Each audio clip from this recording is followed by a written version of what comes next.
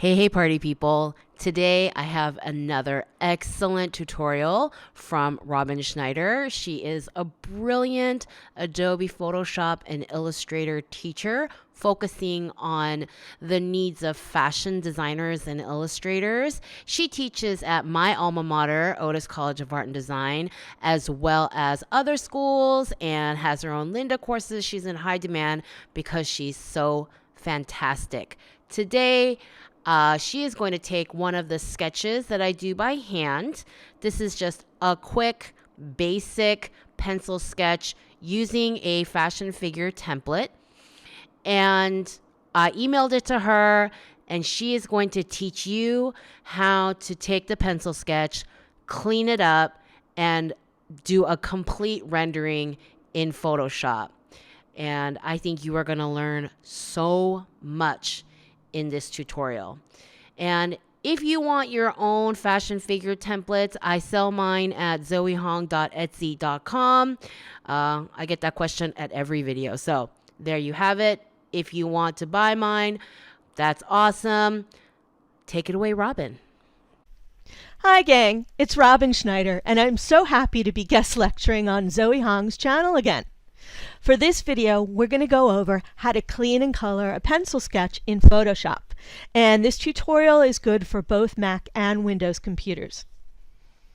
Alright, so Zoe sent me a sketch, and we're going to render it on the computer. But before we can start doing that, we need to do a little prep work. And let's walk through what we need to do. I'm just zooming in a little bit so you can see this better. Now, her pencil sketch looks like it's in black and white, but if we zoom in really close, you can see that there are kind of other colors mixed in here, and we want to make sure it is just black and white. So, we are going to start by desaturating. And to do that, we're going to go up to Image, Adjustments, and Desaturate. And that's going to make sure that it's black and white and there are no other colors here.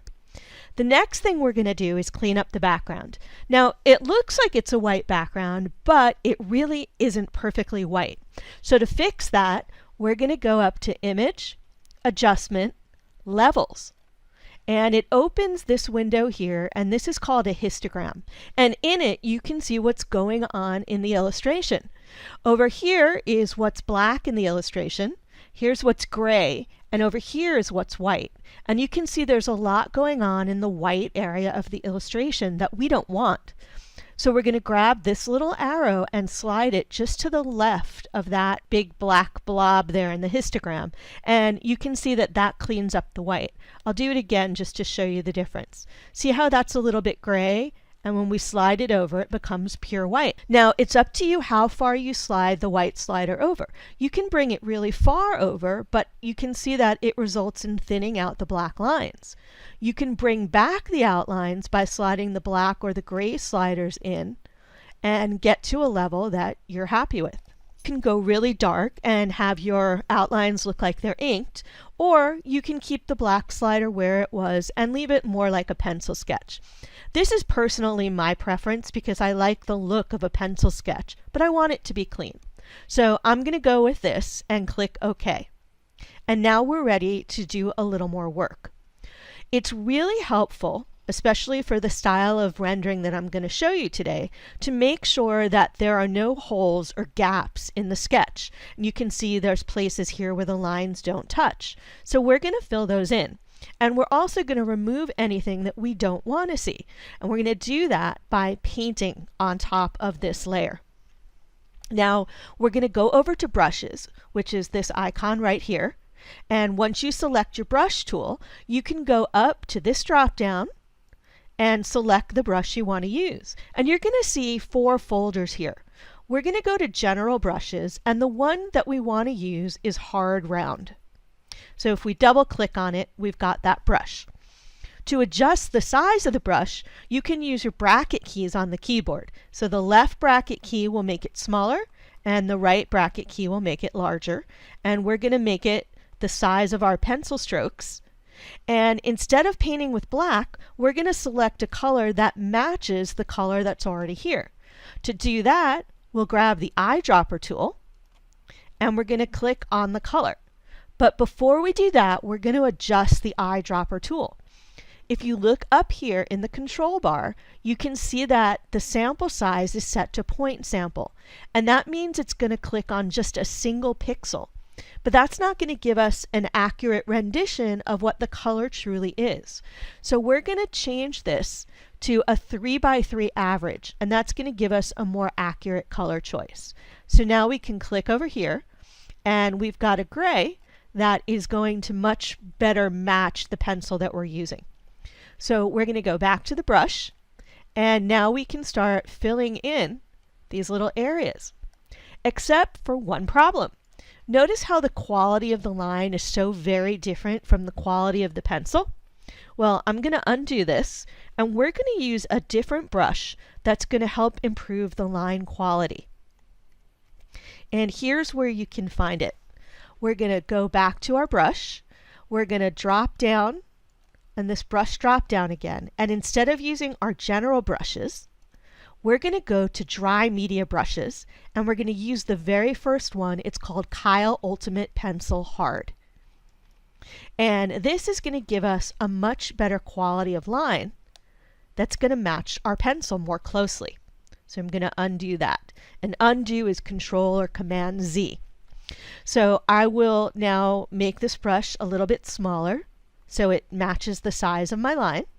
And I also think that the gray might be a tad light, so I'm going to go over here and I'm going to make it just a little bit darker. And click OK. And now I can get to work. Now, just so you know, I'm going to be doing this with a mouse, not a tablet, so you shouldn't have any problem doing the same things. Now, the way to do this with a mouse is to use a little technique. I'm going to click, hold my Shift key, and then click again, and it's going to connect my line. So it's much easier to draw. And if I make a mistake and I need to undo, I can undo just the last little bit I did instead of undoing my whole line. Rather than trying to draw and follow a curve with a mouse, that's very difficult to do.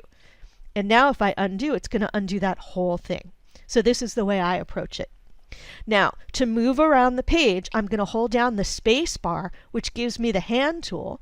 And while I'm holding the space bar, I can maneuver around my page. When I release the space bar, it's going to go right back to the brush I was using. So the idea now is to make sure that all the lines around the perimeter are solid so that the color won't leak out when we fill it. So I'm just going to go click, hold my Shift key, click, and go around in little bites to make sure that these lines are solid and that when I paint, like I said before, it won't leak.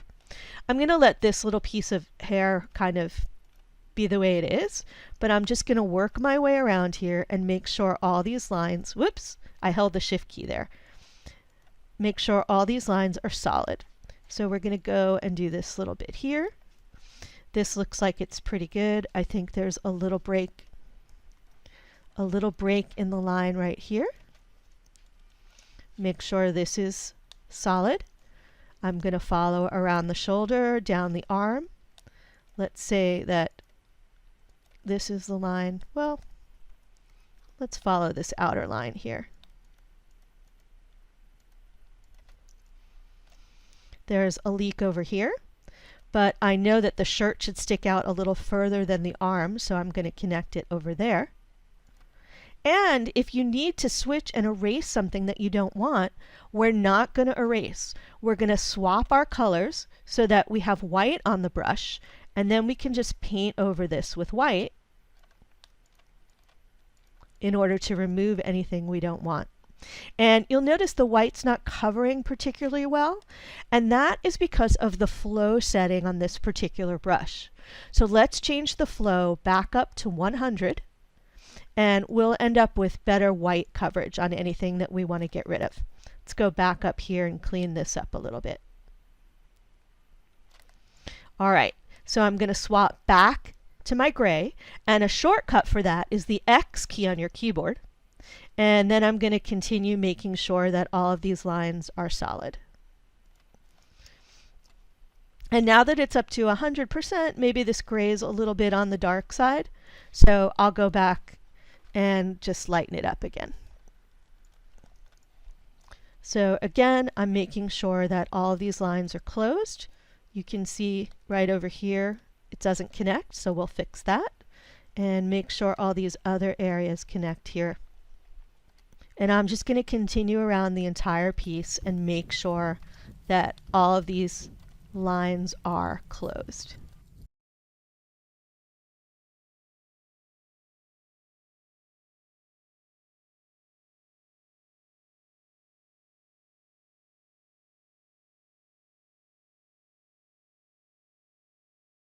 All done, and I'm going to swap to my white. Remember, I can use the X key. We'll make the brush bigger using the right bracket, and I can go through and just kind of clean up any little spots that I might not want here. So maybe we'll get rid of this line here,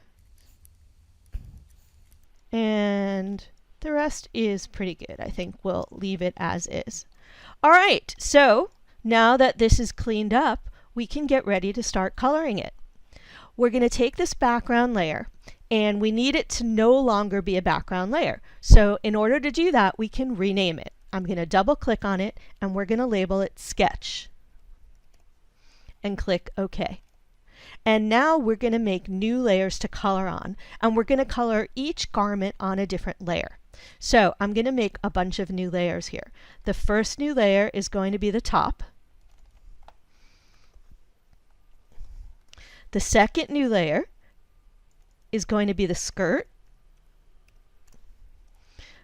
The third new layer, oops, I made two that time, that's okay, is going to be the hair. Actually, let's do the skin. And the final layer is going to be the hair. All right, now what's really important is that the sketch layer remain on top. So let's get that all the way up on top. And now we can start coloring on the individual layers.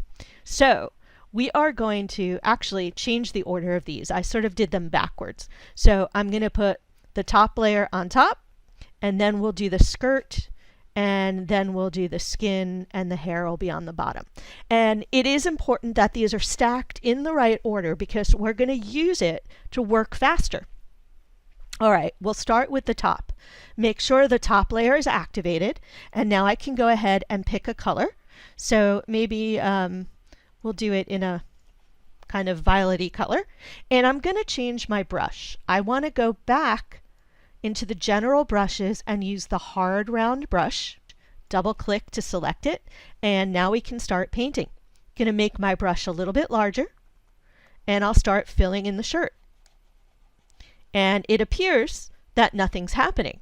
Except if you look over at my layers, you can see that it is actually painting purple. We can't see it because on top of it we have the sketch layer that's got a white background. Now, most people would respond to this by deleting the white, but that's not really the most effective way to work. A better way is to go into the sketch layer and change the layer blend mode. Now, the layer blend modes are this drop down right over here. The default is normal, but if you click on it, we can select multiply. And what multiply does is make the white transparent so we can see through it. Once we've done that, we're going to lock this layer to make sure that we don't accidentally color on it as we move forward. So now I'm going to go back to my top layer. I can make my brush larger, and I'm going to go ahead and paint the top in again. And you'll notice that I'm being really messy about this. I'm making sure not to go from one color into another color, but I'm not worrying at all about the outlines. So I'm going off the edges, but I'm making sure that I don't go into the other garment or the other thing I'm going to color with a different color. So let's get this skirt colored. And again, I'm doing this with a mouse. I want to be careful here so I don't get any purple on the arm, but the rest of this doesn't matter, and I can do this super quickly. And the reason I like this particular technique is because it is so fast, and we're often really pressed for time when we're doing these things. All right, so there's my purple filled in. Now we can move to the skirt. Let's select a color for that. Maybe we'll do We'll do a blue. And now we can do this really fast. We need to be careful around the arm over here, but we don't need to be careful around the shirt because the shirt is above the skirt. And so we can be really messy again with how we color this, and again do it really, really quickly. The only place we need to be careful is down here where the skirt touches the legs so that we don't go over into the area that should be skin color. Let's do skin. That's the next layer. So we'll go to the skin layer and we're going to find ourselves a nice flesh tone color. We want it to be warm. And I want to be careful in the hair area.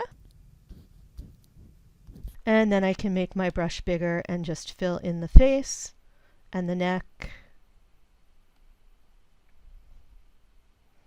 And again, I can be really messy down here because this is below the shirt. So I don't have to worry about being neat at all.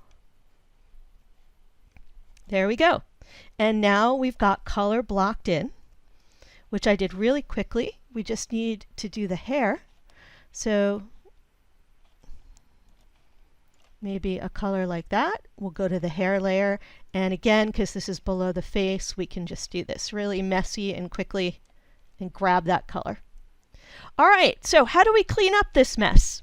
Well, we're going to click on the sketch layer and we're going to select the magic wand. And yours might be hiding beneath the quick selection tool. So just click and hold and grab the magic wand tool. Select the background. And because we cleaned up all those leaks, you can see that it selected the background area, but not anything within the illustration.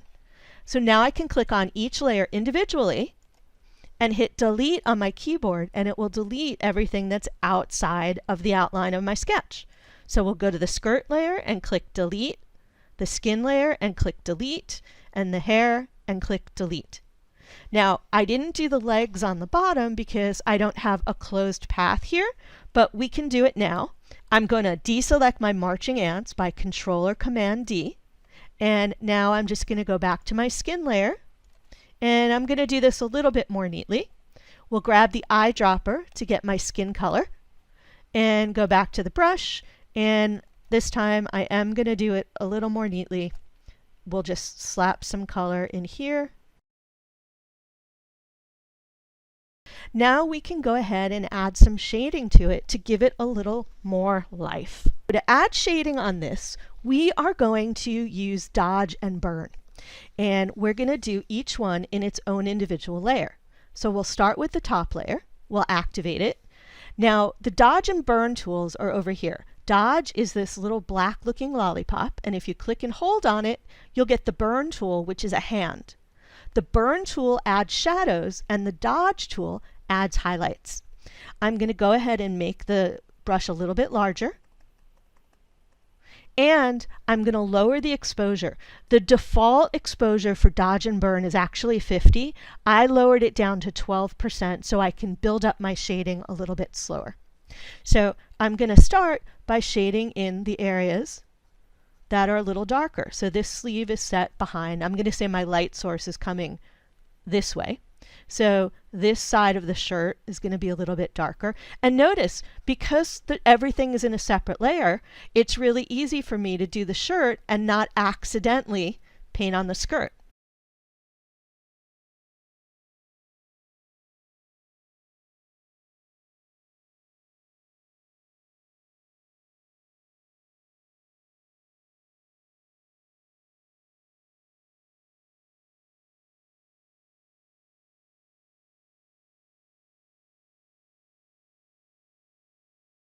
All right, so let's move on to the skirt now. We'll move this up a little bit using the space bar and zoom out just a little bit, Control or Command 0. And let's burn on this one now. I usually do burn first and then I go to dodge. Now in this case, the top is casting a little bit of a shadow onto the skirt, so I'm going to go ahead and do that. Let's make the brush a little bit bigger. And then maybe this side is a little bit darker, so we'll darken that.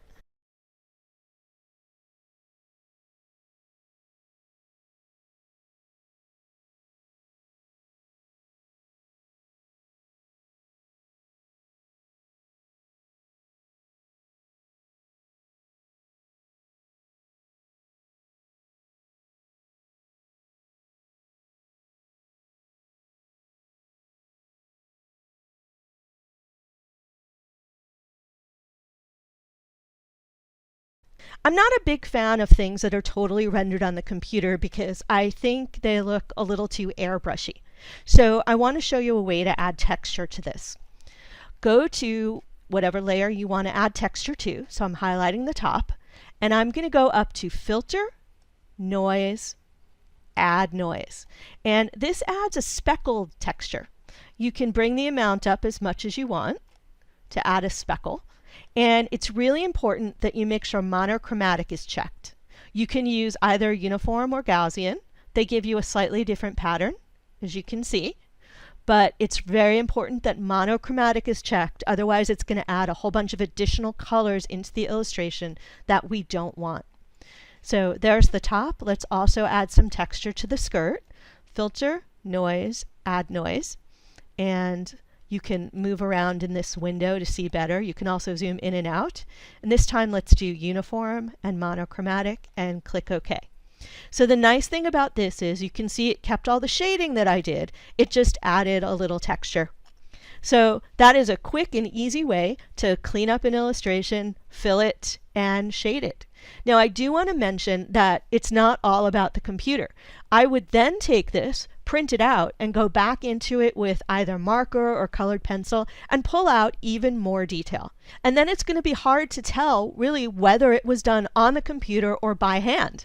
And that's really the point. We don't want it to scream computer illustration or hand illustration. We just want it to be a good illustration. And we want to be able to do it as quickly as possible.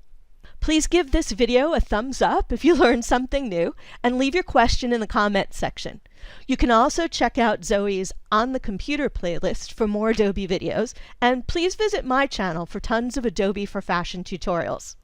If you want to learn more Photoshop for fashion skills, you can also check out my courses on LinkedIn Learning and lynda.com. I'll have Zoe add the links below. And remember, no one masters these skills overnight. It does take practice, but I promise you, it's worth it.